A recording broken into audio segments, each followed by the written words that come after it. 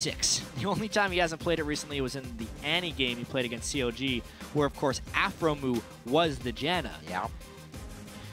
No Vagars this time as we look to the support for our first ban. Top lane coming in for the second one, and a mid lane as well, as Bjergsen showed us last week. For himself, they will be banning that out. See where the Bix decide to go from here, because the mid lanes do obviously have big pools. How many bans do you want to throw at that? And this year has been a bit of a resurgence for Bjergsen if you compare the XiaoWeiXiao versus Bjergsen rivalry. I mean, last year Bjergsen won the MVP in the spring split, XiaoWeiXiao won the MVP in the summer split. The same XiaoWeiXiao just has been non-existent recently. He doesn't seem to show the same prominence in lane, and his team fighting hasn't transitioned. A lot of that has to do with the team being switched out entirely around him. The old LMQ is gone. It is just XiaoWeiXiao and 4 new players. The Janna ban as well will be, in my opinion, a very good ban. Yes, Lustboy is good on most supports I see him, but TSM may have become over-reliant on that Janna. That one straight to my heart. The cannon goes out. I would have loved to see Impact play that, but he may be taking Morgana back to the top lane again. Was outspoken about being happy to show that in North America for himself. Yeah. Impact's top lane cannon is real good. Yeah. And it's just something that TSM strictly doesn't want to deal with. Not at all. Santorin, the Rek'Sai, he picks for himself. Not too hard to do that. Doesn't have to worry about what's going to be going through the rest of the team. And we're looking for Lustboy. Maybe a little bit of engage here from him if the Annie does get locked in. Yeah, nice thing about Lustboy is it's not so much like Jan is the only thing he can play. He has proven success on other supports. And now TSM with a more engage-heavy style. Another Annie game for him. What their losses came on, that was Teammate and Liquid. If any of these champions were in that mix, but to no avail. They are not. Seeing Impulse pick here now. Lee Sin and Graves getting locked in. Going to be good movement for Rush in the jungle. He loves himself some Lee Sin, so maybe we'll actually see a little controlled play, if you will. Being able to get back to safety while be aggressive. It was actually TSM who was laughing when Rush gave the interview saying, if I can play Lee Sin, maybe we'll win. Maybe that's what I need to carry. And they very promptly banned it in the next game against them. This time they focused very heavily on top lane bans, by the way. Maokai banned away by Team Impulse. And if you consider Lissandra a top lane flex, 3 more top lane bans by Team Solomid. Maybe opening the door here for Dyrus to play that Irelia. Yeah, very, very true. Also, we've been noting the Dyrus within teleport's positioning, a small weak point in Team Solo's mid-fight phase, but the rest of the team is so strong by that point, they can usually pick up the slack. So he does get that Irelia. He'll be adding a little bit more power to the game than a Maokai, then being just a tank for the team, and we'll see how that organizes for TSM. This is what they're going to do. Locked in on the other side. Does XiaoWeiXiao go for the Lulu again, or does he pop over to LeBlanc? Hover it now. Apollo going for the tried and true hover of his Varus. One of the best games we saw Team Impulse play is when they had the Morgana top with the Lulu in the mid lane. Yep, just recently. A very Zerg-style team composition, but they had the Sivir and the Rek'Sai as well to just kind of run in with the team. Lee Sin is much more versatile. I would love the Lulu pick for them now. XiaoWeiXiao has really had the most success on that Lulu pick in mid lanes. And they are taking their time. They need a blind pick mid laner, which is the tricky thing, against Bjergsen. Hai was just talking about how Zed is one of the only blind pick mid laners you can do. Is up. It is up, Jatt. But it looks like it's going to be the Kassadin Leona. A little bit of gap closer here that they can use to get into these fights, and a lot of lockdown potential once that fight has already started. What does Bjergsen decide to finalize this composition with? He's got a minute to do so. All the time in the world to talk back and forth with Locodoco on what they want in that mid lane to match up against the highly potent late game Kassadin. We saw this be the choice in their loss versus Liquid, the Cassiopeia pick that is. And now over to LeBlanc. Bjergsen obviously able to do whatever he needs to do in mid lane. So having an assassin means he will be able to 1v1, may not have to draw too much pressure from his own jungler to help him out. One thing Santorin really has going for him is he can almost do whatever he wants in the game when Bjergsen gets going. TSM showing a couple different styles recently. Santorin getting more and more versatile as a jungler pickup. starting out from being only the guy who sits in Bjergsen's back pocket to impacting the rest of the map. And now with the LeBlanc versus Kassadin matchup, that's a very swingy matchup. Two types of assassins. If Kassadin gets to the late game before LeBlanc, I've seen Kassadin just destroy that matchup, but early on in the laning phase, LeBlanc can very well get the wave clear and pressure advantage onto the Kassadin. So two titans in the mid lane, both going with somewhat similar champions. Used to be the counter to each other when they both had silences. It was such a fun lane. Quiet. No, you quiet. So we're going to get an explosive matchup here with assassins on both sides for the mid laner. XiaoWeiXiao and Bjergsen are two spring and summer split MVPs. About to go head-to-head in that lane. If we get a lane swap, we'll get to see a little bit more action between those two, which would be just gravy. A lot of people believing in TSM as you see the signs. We're just about ready to get out of the champion selected into this game. And the coaches to do the final shake. Fly and Loco Doco. Yeah. Very good respect between those two guys. I mean, last time these teams played, we were starting to build it up like Team Impulse had the highest ceiling of teams in the North American LCS, and TSM was kind of there, and they were trying to match them. They didn't come anywhere close last game. They're going to have to try and bounce back this one with the Morgana top lane, something Impact has won with in the NALCS. All right, see if they can raise the roof. Once again, we're going to be checking in to see how you at home think the game is going to go. So send your picks to @LOLesports with the hashtag TIPWin or hashtag TSMWin, and we'll calculate those throughout the game. Yeah, that's right. Point at the camera, making you famous. Going to see how this game goes. You know, talking about Santorin and how he's kind of evolved, Lustboy as well. You just look at how oh gosh, the crowd always looking. You just look at how TSM has actually brought in their subs and how kind of smoothly those additions have gone. It's true. Team Solomid, as an organization, has done a better job over time of replacing their roster but maintaining the same identity. Yeah, that's a good way to put it. So much of that just comes down to their owner and former mid laner, Reginald. It's the organizational structure that is so sorely lacking in a lot of esports organizations that TSM has been able to... It's like a team culture. Exactly. It's a team culture and team brand that TSM has created. Plug in Santorin, he fits right in. Put in Lustboy, fits right in. Everything is centered around that mid laner, whether it's still, you still can. And even with that pressure, Bjergsen has been once again able to pretty much go back into his original split form when we saw him come over to North America. Highlights out of solo queue all over Reddit. Highlights now back into the LCS and taking 1v1 kills as they come, just like it's nothing. Seeing the early game pan out as usual with the early wards. See how the lanes match up, though, if they can actually get the swap in here is what's they've been the guesswork, as Medios has been calling it to start these off. We've been 2 for 2 for lane swaps today, and in both of those matches, it heavily swung the game in the favor of one team. I mean, obviously the teams that played it much, much better, and it put the game into a somewhat unrecoverable state. With the scouting that happened this matchup, we may end up getting our somewhat standard lanes. Does appear a little bit odd, but yeah, I think we're just going to end up seeing standard lanes. Impact in the bottom lane is waiting to react to a lane swap or something. I think they were ready, and now he's just going to be a little delayed. That's tricky for Impact on Morg. Having to burn his teleport right at the start of the goes back with a mana potion. Yeah. Interesting. The farm fun lane is just going to be throwing out Tormented Soil here, trying to keep himself from being pushed into the turret where it's a little harder to farm.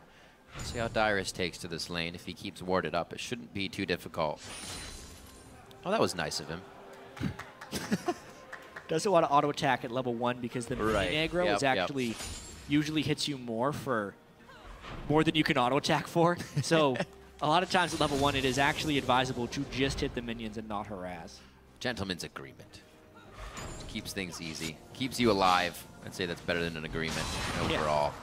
Gentleman's law. Gentleman's law. There you go. XiaoWeiXiao already pushed to his turret. You can see Bjergsen's idea in this one. Already getting a fast distortion on the back line to clear out the waves and make it hard for XiaoWeiXiao. But we know he'll get his farm eventually. And we're actually going to see Rush right now with a ping towards the mid lane. Maybe very early gank. Very early gank. Woo! There's a vote and a half. See, Rush saw the vote and he was like, nope, not going. He sensed it. That vote's too high. Santorin, though, he's like, I'm the 91%. Here we go. And he stops. Early gank pressure by Rek'Sai. He's hoping to see Lee Sin dancing around somewhere. He's stretching the hamstrings. He's getting ready. He's really waiting for XiaoWeiXiao to go for a CS, hoping he overextends for one. Otherwise, this gank is a total waste of time. Or, yeah, he would have also needed that chain to land. Nice little sidestep by XiaoWeiXiao. The chain would have been imperative. Definitely would have gotten a flash, which would have been a nice return gank. Doesn't mean Santorin won't come back. But, okay, so that was, I was going to say there's a ping on the blue, but that was Impulse's ping over to Santorin's blue. They know he's there. I was saying, is Bjergsen going to get this already? That would be crazy. So, easy stuff for both teams in the early game. We're only 4 minutes in. Santorin tries to make his mark on the mid lane. Rush was there. That would have been a great counter gank, actually, if Rush did decide to completely go for that. Santorin would have come in nicely.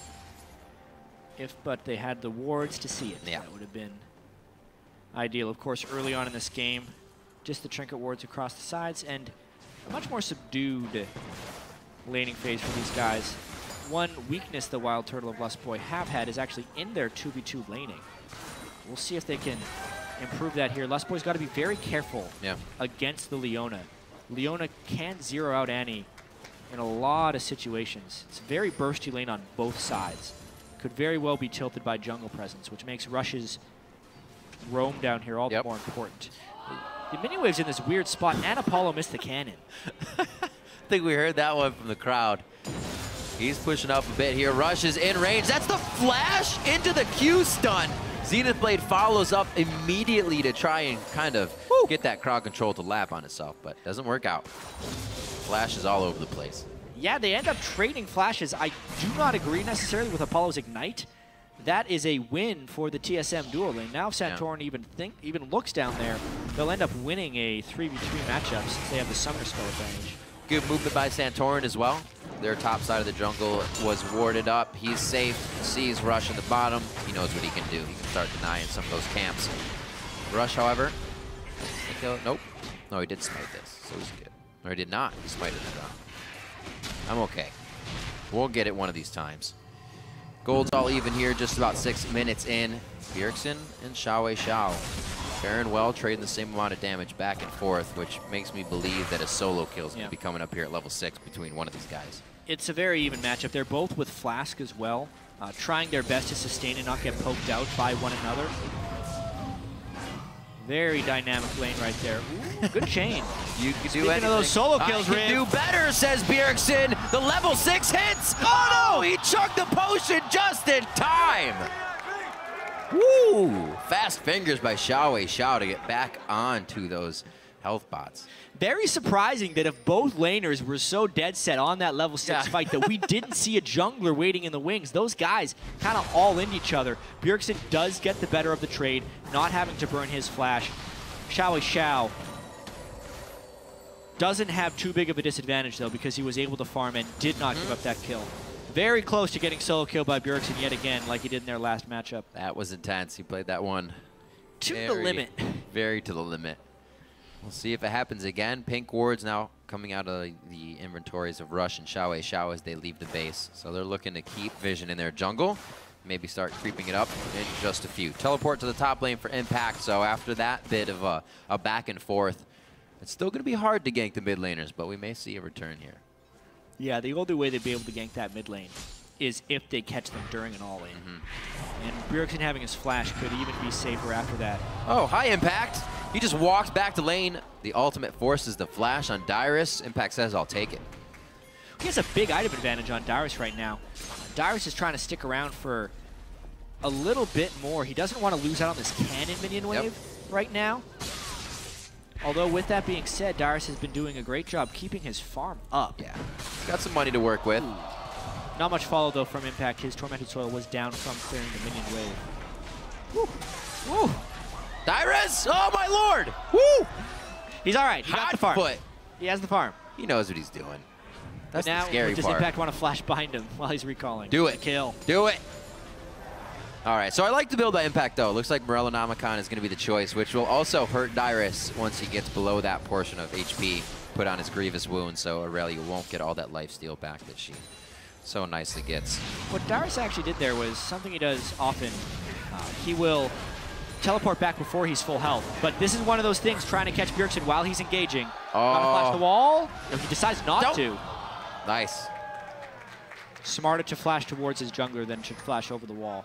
As intense as these situations look, they're playing them very patiently. We all think it's going to be his dire situation, and he's just saving flash, getting ready for it. Still, good moves by Rush, XiaoWeiXiao. We said there may be a return to that mid lane. They do get his flash, which is actually quite nice, especially since that distortion is easily usable by LeBlanc. So good moves all around as Impulse tries to get themselves a little bit of a lead. Rush not going too hard this game. I think that's an overall good point. Not really a reason to dive just yet, though, so maybe speaking too soon. Coming up on 9 minutes, 79 to 67 in this lane. We hear the farm alarm go off as Santorin approaches mid lane, and Rush is actually going to do the same here. We'll see if they meet at the same time. Ooh, just trying to all-in Bjergsen, this time saving his W. So, something that is peculiar here is the 500 gold advantage TSM has accrued in the laning phase. You kind of wonder where that comes from. If I actually take a look at the gold, it's because Santorin has been farming much more efficiently in big camps. Almost all of that gold advantage is from Santorin's farming over Rush. Dyrus as well as the other guy who has a lane edge, and that's being taken back in this bottom lane. Where now Adrian goes down. Wow. The Tibbers locked out there. They're trying to fight without practically any mana. You can see how low Apollo is on this one going in, so that was a dire situation for them. And the only lane where TSM had a deficit was in that bottom lane because they were getting LCS. Did have. Yeah, did have, exactly. Now it's becoming another situation where TSM is winning all their lanes. Rush continuing to try the gank pressure, though. One of these has to work if Tip wants a chance in this game. He gets the cripple on. Dyrus still wants to go for the kill, though. Transcendent Blades is down, and Dyrus is going to find himself on the ground as well. Rolling around in the tormented soil. That's going to be a 1-to-1 as they get kills across the map here. So much time into those, investment into those ganks from Rush's Lee Sin. You could see how it was costing him. Santorin was winning pretty much just from farming while Rush was ganking, and it wasn't actually putting TSM's lanes farther behind. Now, Impact needs to be able to exert some type of pressure onto Dyrus in that top lane. Otherwise, that kill onto Rush won't matter. He still isn't ahead of Santorin in gold, even after picking up that kill. It's going to get rough as soon as Dyrus gets a little bit of HP, and we already saw the damage. He's able to push Impact out of that lane, and the Zanyas isn't anywhere close for him or an armor item. It's going to be tough for Impact to stand toe-to-toe with Dyrus, which means he could have his lane pushed, which also leads into being able to teleport easier. Things could go well for TSM here as it starts to creep up towards the mid part of the game. The first kills have gone on to Rush and over to Wildturtle, so a little spread out there. Might still get some here out of Bjergsen and XiaoWeiXiao in the mid lane.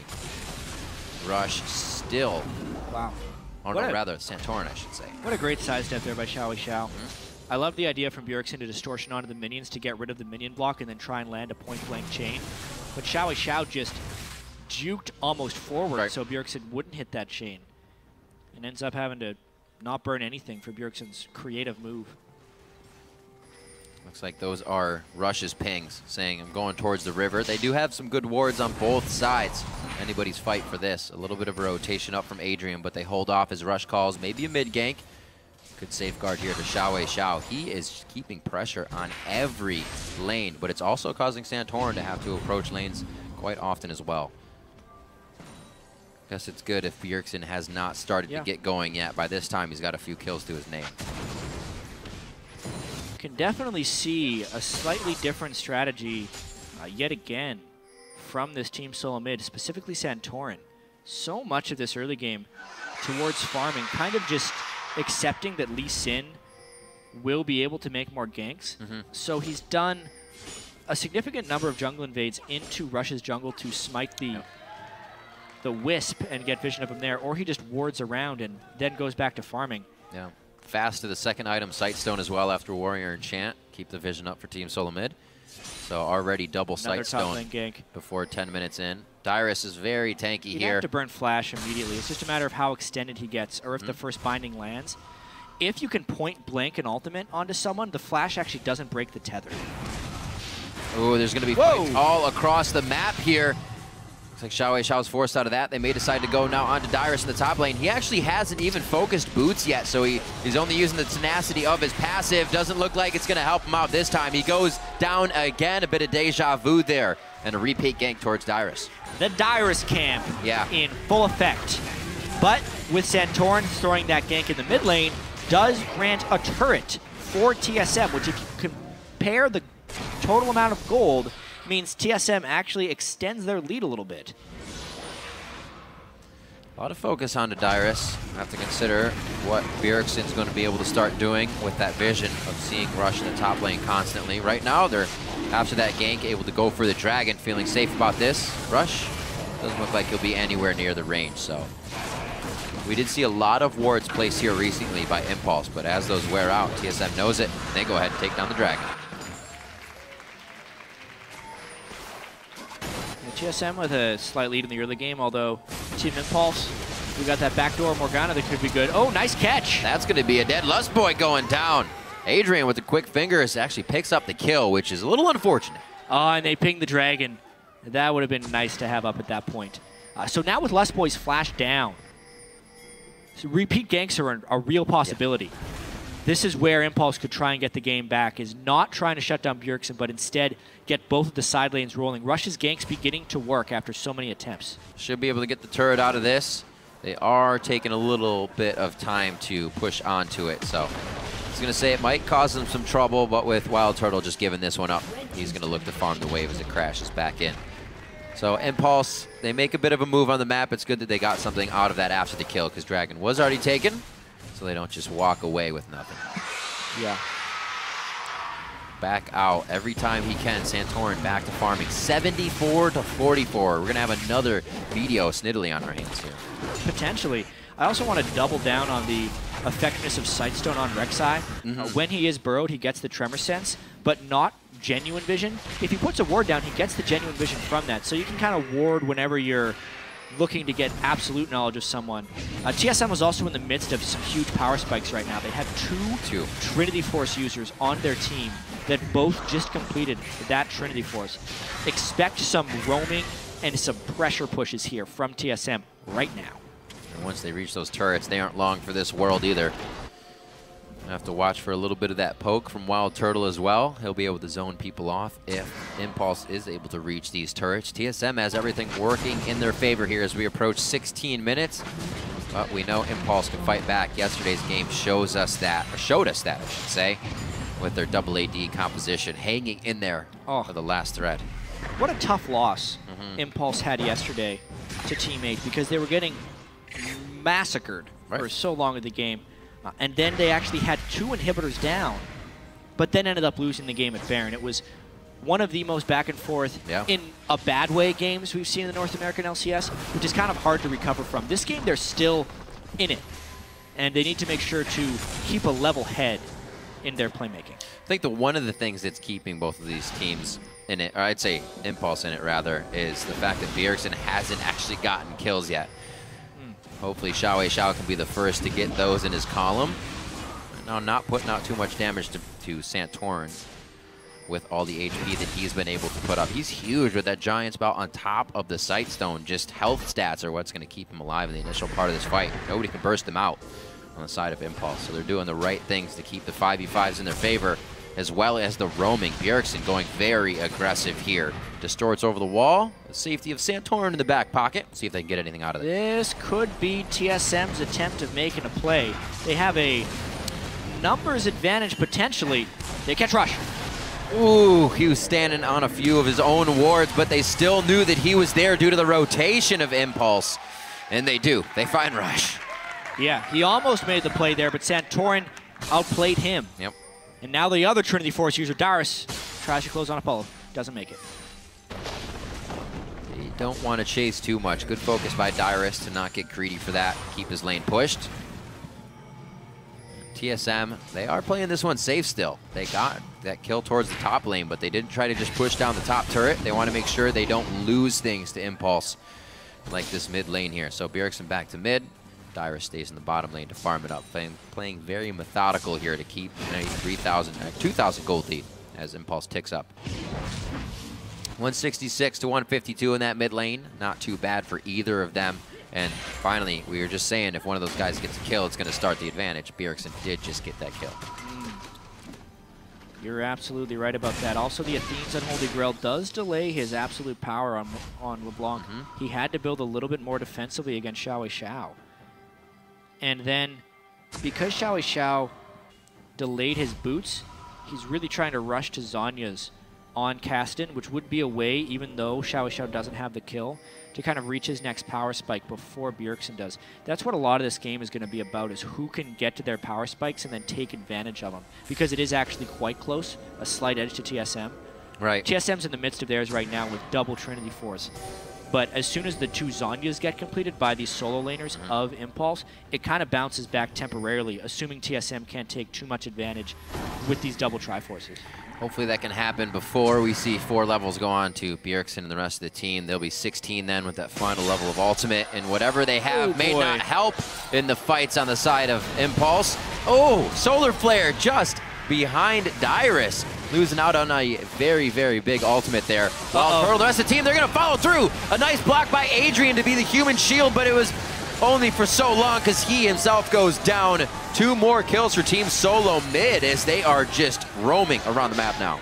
Oftentimes you could put Dyrus down early on in the game, but it's very hard to keep Dyrus down in an LCS match. That time, he knew he had the Trinity Force. He waits on a pink ward. He saved his dash when he stunned Apollo, which just put him in a whole world of trouble. And Dyrus burned so much of Team Impulse's resources with that open that it made the cleanup just easy for TSM, and now they're getting more. A lot of players would allow that to get in their head, would just not be able to play up to the same level, but Dyrus is used to always being focused. He knows it's not the end of the world. He plays his game, and the team can still, even when he's 0-2-0, come back and get kills out of his lane, get plays from there. Bjergsen actually got one out of that as well. He's now 2-0-1 after not really seeing anything all game, and somehow it always just explodes for Team Solomid out of nowhere. Every once in a while. I mean, this time we know the explanation. It's not some miraculous thing. It's the double Trinity Force power spike that they hit. They used it. And the vision control that Santorin was able to accomplish with that Sightstone on top of the Tremor Sense. Now they try to extend it in this potential Dragon fight. Already has the Randuins as well to just completely negate what Apollo wants to bring to the fight. This is going to be tough. Impulse is really going to have to assess these fights perfectly. Looks like TSM is going to want to engage at any time. Maybe they just go for lane pressure. Even looking to get solo damage here. He actually takes a Sonic Wave to the face, so he's going to hold off onto that. But with the blue buff, we're surely going to see him distorting in, trying to get damage here and there. Already in the face of impact, only goes for the sigil before he gets out. Yeah, he's got to be so careful about those dark Still bindings. Who can poke who harder? The Leona ult is valked away from by Wildturtle, making the Dragon contest a little bit more dicey for Impulse. Yeah, well, Leona definitely a good pick for locking things down. He's got a lot of members that can dash away from that Solar Flare. We've already seen twice it going wide. XiaoWeiXiao in as well, so Impulse not afraid to show their strength here of what they have. Bjergsen actually recalls to finish his Void Staff in the middle of a lane on top of a lane ward that TSM didn't know that was there. So really, after all of that posturing, that fight was won by a single mid lane ward that TSM forgot about. They were hoping that they had enough pressure he could recall and come back with the Void Staff. Instead, they knew Bjergsen was gone. Take it. Great job by Team Impulse with the lane ward. The champion ward. High, getting clears out. Looks like he wants to actually go for some 1v1 situations now. He rushes Void Staff right after that Athene, so he can start popping people out. So more spikes here to be had by Team Solomid to go along with those Triforce in the top and duo lane. 2-0-0 for Wildturtle, actually not having a bad time in lane at 190 to 196. So him and, or actually rather, Bjergsen and Lustboy now getting the roam on, but they have to be careful because they are walking over a lot of wards here. They can be the potential picks XiaoWeiXiao and the team are looking for. It just takes one good Dark Binding from Impact. It's not a support Dark Binding that doesn't do much damage. It trucks you for half of your health if you get binded and Tormented Soil by a solo lane Morgana. still just waiting on that Zhonya's. He's about 500 gold shy of being able to get Zhonya's on Morgana. And XiaoWeiXiao's a little bit closer on account of not building boots. He just finished his. Definitely weird bias. Everybody going for what they needed in the laning phase. We saw Dyrus not get boots for quite some time as well, but everybody getting what they needed to make it work. We saw Dyrus with a lot of focus, and he wanted that Triforce first in the top lane. He was able to get it with his consistent play. TSM now using a bit of their advantage to push forward some of these wards. Not pink wards yet because they can't really control the area. You see Impulse still very much in control of their own jungle. Yeah, and there is going to be a very small window for Impulse to try and get control back in this game. And it will be when Impact gets his Zhonya's Hourglass from Morgana. They would have to find a fight where he can get off a good ultimate and Zhonya's combo. Because outside of that, it does feel like Dyrus can get too big on a tenacity-heavy Irelia for the double AP composition. He could run clean through, zone out Apollo, and then the rest of the team can try and kind of deal with that cast of Morgana, especially when you consider TSM already has a gold lead. It's a very narrow success case that Impulse has here, and they need to make use now that they just hit that double Zhonya's Hourglass. Yep, double Zhonya's as well as Lucidity boots for Impact, so along with adding a little bit of damage, he can also continuously add those bindings. Black shields to keep people safe. A ward placed there into Rush's Raptor camp causes his Raptor oracles to go off right away, so he won't be able to use that. But he finds a pink after for his troubles, so not a problem. Team Solomid warding up Baron just a tad and gathering a bit of the resources here on the top side of the jungle. With Dyrus backing, I don't see too much aggression ready to come out of Team Solomid here. They're biding their time, but they're definitely not pushing the advantage that they have here. Yeah, I think they're wary right now of the potential of a Morgana binding. Team Solomid has been getting better and better at only taking advantages that they can get. Sometimes you could say they're even a little overly passive with their games. I mean, against COG when they gave up all those dragons, they were just waiting to find a fight that they could win. They could never actually find a high percentage fight, so they took the last fight that had a decent percentage. Here, TSM can find higher percentage fights, but they're just not overwhelmingly good percentages as far as winning goes, unless Dyrus gets it on the right target at the start of the fight. I love the way that Impulse plays. Even when they're behind, they still try to look for the fights. Impact having to use his Zhonya's only for one Soul Shackle. Oh, Turtle gets caught in the front of the fight. Lustboy from behind. This could be a huge Timbers if he nails it. Impact and Apollo get hit, but the team's already spreading. It was too little, too late. Misposition from Wildturtle, and now Impulse is back on the offensive. That's what they wanted the whole time, pushing themselves into the jungle, whether they had vision or not, and they find a fight that gives them a bit of an edge. Maybe an inner turret here as well. Dragon is in 1:30, so they still got to scrap for that, but this is a good move. That was Team Impulse fighting without a good ultimate out of Impact. What? Another Dark Binding and another pop by Impulse. Definitely some interesting decisions to be made after losing a few members of your team, and it allows Impulse to start grabbing more. Blue buff going over to XiaoWeiXiao. Bjergsen won't be able to get that. Hey, that is the moment in the game that Team Impulse needed to make a bit of a move. And here it looked like TSM had found the fight that they wanted. Remember, Impact gets off a poor ultimate here. He ults just Dyrus and Bjergsen. Ult on Dyrus doesn't matter much, but the fact that Wildturtle was in front of Santorin, there were no binding blockers there. Impulse can just pile in afterwards. Even though Lustboy came around the back for an ultimate, there were no Corki rockets to combo up with the stun. And it ends up being just the support damage, which is not enough for a fight.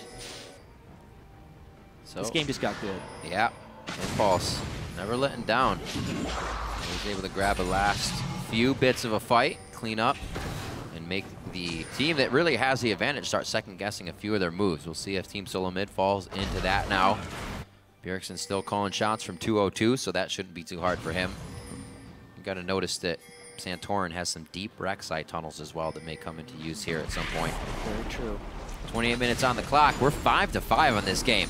It just tightened up a lot.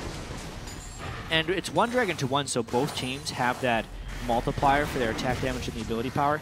The turret damage that you get from the second dragon actually isn't that important. So if anyone can trade something more than the dragon, I think they'll take it.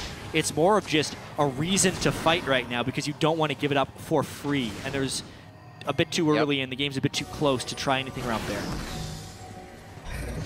Right through the brush. They feel like they have it again. They push it onto Wildturtle and they explode Lustboy. This could be another fight. Dyrus forced to flash out. Turtle again gets hit up by the crowd control in the middle of the fight. Not looking good now for Team Solomid. The picks are happening and the picks continue for Team Impulse. Dyrus on the side able to get one onto Rush, but that's all they got out of that fight. Bjergsen not a significant contributor in that fight. Team Impulse finding the fights yet again on this one. All about Adrian just going for it with Leona and everyone else piling on afterwards. And yes, the turret is more important than the dragon at the moment. They take the important objective here. Just forcing these ones so nicely. Walking right up through the river brush, telegraphed that one, but it was still not something that Team Solomid could handle. A little bit of pressure here to the dragon might cause them to back off. But it looks like they should have enough damage to finish and get out of this one on time. Going to want to cause problems, but he's got to be careful. Those bindings still last on Irelia. That's the deep Rek'Sai tunnel. He could be coming up big on this one if the team can keep going in. Bjergsen a little too far ahead of the team. He goes down. Kassadin and XiaoWeiXiao is on the ground as well. They're going to be able to pick up a kill on the impact. Adrian only offering the crowd control utility here. And with that huge Void Rush, they may be able to keep picking up kills. Corki just on the outside. Wildturtle the Valkyrie in. And Santorin helps the team pick up a few and repair that debacle of a dragon fight. The setup from the Rek'Sai tunnel so infrequently is that something more than a farm alarm. This time, it was a legitimate danger alarm for Team Impulse because Santorin came in behind them, and this game just exploded in action. Oh, getting antsy in the pantsy. Rush goes in. Lustboy, 2 turret shots. He's down to 200 HP. Rush. Oh, he connects the resonating strike. Kicks back Dyrus. They may not have enough damage. Connected again. Oh, he gets the next sonic wave off to finish the kill from Adrian, and Santorin's left wondering. Wildturtle as he comes down. Wow. Woo. All the action, all of it, just in the last few minutes. We're now... It was 5-5. Yeah. What amounts to a double ace just happened in the last few minutes. This game getting so close. And I love it too because this is more about Team Impulse playing up to their potential than it is about TSM dropping the ball. We were talking so much. We got to go over this fight. Whee! Knowing that Impulse was just about to take something, Dyrus trying to cause as much trouble as possible. Such nice mechanics displayed in that fight by Impact's Morgana. Morgana mid lane has been known as a counter pick to LeBlanc because she can shove the lane, but also because in the team fights, when you see a LeBlanc jumping towards you, you just shoot a binding in that direct direction. Because at that point, if LeBlanc either gets caught inside or when she takes it back, there's no way of dodging the binding from LeBlanc's perspective. That's the punishment that happens. And then TSM still won the fight because the whole of it was started by Santorin getting the flank on them with Rek'Sai. Oh, it's good to keep the pressure onto the dragon. It absolutely paid off in this game. Getting tighter and tighter as it goes on. 11-10, 32 minutes in. We're about 2,000 gold difference across the board, but we've seen that that gold is not affecting Impulse's want to fight or fights really. It's just about who's been there at the time that the engage happens. 2 dragons to 1. We did see the Impulse still grab that dragon off of the fight as Team Solomid cleaned up. See where they can go from here. Not afraid to keep these lanes pushed, but they are going with power in numbers as Bjergsen getting bigger and bigger has that Rabadon's finish now. And if we look at the history so far in this LCS season, Team Solomid has a much better track record in close games. Even looking back to yesterday, Team Impulse had come back kind of like they did in this game, but to an even greater extent, actually gotten supremacy in the match and then still lost. They need to execute for their own morale here after making another comeback and not give this game back to TSM. But TSM is technically still in control if you look at the goal. Their late game decision making under pressure is on point, so when they have the lead, it's really going to be something you have to worry about. Impulse still wandering about the mid lane. They have a good push on the side waves right now. At least the bottom one is completely in their favor. They're respecting Team Solomid here. The engage. Flash Tibbers not up just yet. Waiting for that for Lustboy, but I don't know if Impulse is privy to that knowledge as well as they back off.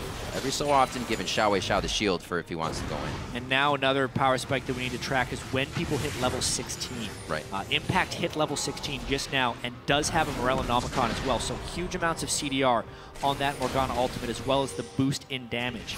It's only a 1-minute cooldown on that Morgana ultimate now with all the CDR he has, meaning he can have it up pretty much every fight. So close here. Very interesting build from Apollo as well without kind of foregoing the Last Whisper or any kind of armor pen. He's going to be shooting brick walls as he's at Dyrus and Santorin. Interesting. He's going for the defensive capabilities of a Bloodthirster. And Impact, that's not a good ultimate. Wildturtle, oh, the front line. He put his shell on for that one. He's safe. Don't worry. This time he does not go down.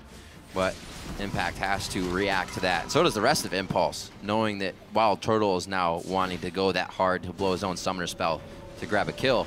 Team Solomid is looking to get this next layer of turrets down quite quick. 1 minute on to Dragon. We're going to get both of these guys back in as nobody went down for that. And we might have a real good 5v5. We've been seeing those extended fights kind of go in favor of Impulse here. Yeah, it's all a baiting game at this point because they're so close in actual team fights. It's whoever can get the right initiation. Impact losing his Flash and Zhonya's there because he was trying to catch Wildturtle in a recall. He thought he saw Wildturtle in the mid lane. Okay. And Bjergsen was kind of in the wings. Wildturtle canceled his recall, dodged the binding, and then it was Bjergsen who tried to punish the overexposed Impact. And he did a good job of it, burning both the Flash and the Zhonya's away. Yeah, that's going to be huge. Definitely a window that TSM can nicely work with now without that added pressure of somebody getting locked down.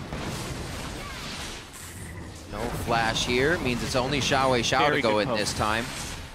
Usually we saw Adrian on the backside. That's the fight we saw from Impulse just a little bit ago as they came up in the mid lane. So they're trying to just repeat, rinse and repeat. There it is again. Yeah, but now they're going to fight him. That's the Zhonya's. Tibbers goes out. They lock up the Tibbers, but where's the damage onto the champions? Wildturtle gets hit. Dyrus is the focus, but he's able to take a lot still. Impulse takes down the tank and the AD carry right away. One of the tanks, I should say. And now it looks like they're going to be able to take Dragon. Yep, Dragon number 3. That's starting to become a danger. What we saw right there was the display of what happens in the Kassadin versus LeBlanc matchup if it's close in the late game.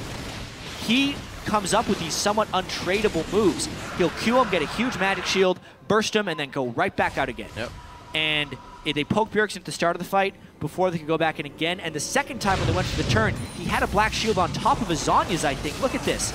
So a little bit of miscoordination there, but he is essentially safe for that. Wildturtle can't be a big factor in these games because XiaoWeiXiao isn't being contained. Yeah. Impact that time had a very strong zoning ultimate on Morgana as well. How did Adrian live? He absorbed just about everything Team Solomid had to put out in that fight. Yeah. To realize that. So great moves by him as well. Locket, face of the mountain, keeping himself going.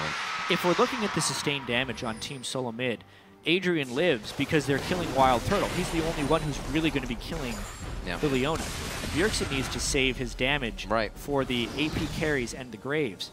And Dyrus needs to also be worrying about backline threat. There's actually not much to clear a tank line from Team Impulse outside of Wildturtle, who can't stay alive.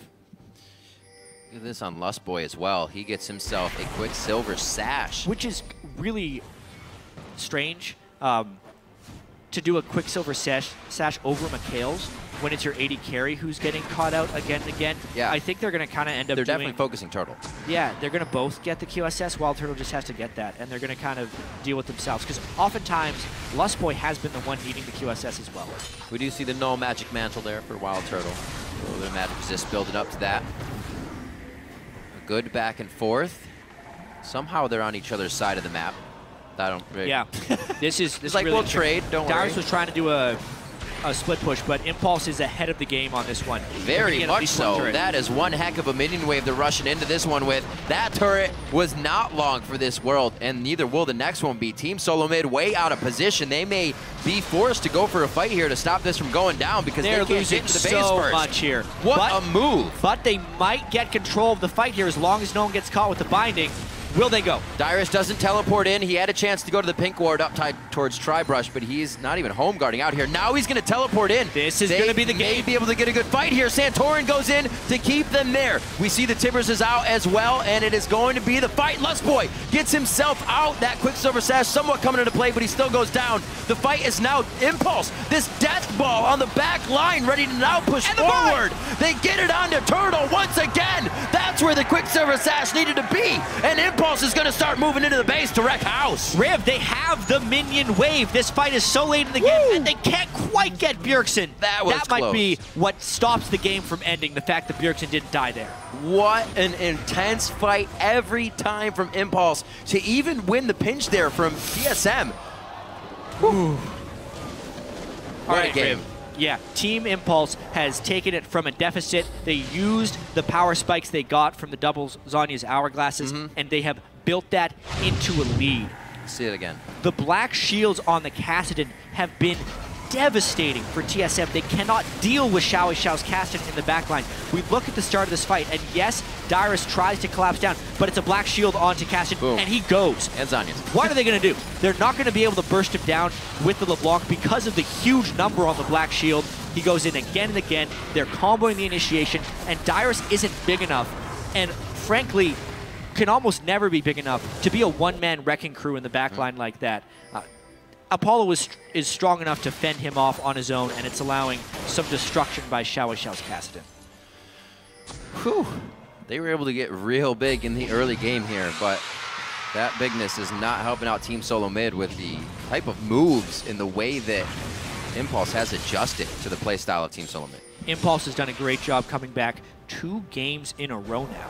How similar is this to the storyline from yesterday against Team 8 when they were losing near the game? Different result, please. They hope so, and it would be so much more rewarding to beat the #1 team in the North American LCS, Team Solomid. They need it too, not only from a mental perspective, but in the standings. Yeah.